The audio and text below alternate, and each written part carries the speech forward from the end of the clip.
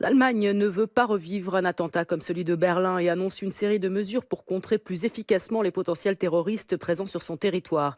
Les ministres de l'Intérieur et de la Justice les ont égrenés tout à l'heure. Parmi les nouveautés, le bracelet électronique pour les individus jugés dangereux, un dispositif qui a pourtant montré ses limites en France lors de l'assassinat du prêtre de Saint-Étienne-du-Rouvray. Thomas Simone nous en dit plus. Rétention administrative, bracelet électronique, pression sur les pays d'origine. Ce sont les trois mesures phares du programme de Berlin pour renforcer la sécurité. Un durcissement motivé par le cas Anis Amri, le terroriste tunisien, auteur de l'attentat de Berlin à la mi-décembre, laissé en liberté alors qu'il était expulsable.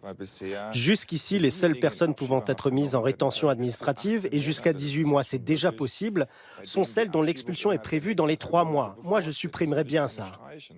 Ce durcissement va faciliter la rétention administrative des étrangers représentant une menace. Selon le ministère de l'Intérieur, sur 548 islamistes présumés, 62 seraient actuellement expulsables et pourraient être incarcérés avec cette nouvelle loi.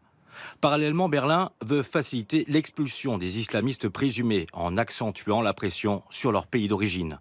Enfin, cet ensemble de mesures prévoit aussi une nouvelle réglementation sur la surveillance électronique.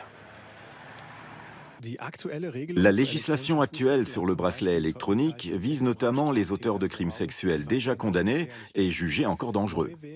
Ce serait nouveau d'étendre ce type de surveillance à des terroristes condamnés. Nouveau aussi de l'imposer à titre préventif à des personnes présentant une menace potentielle, mais pas encore condamnées.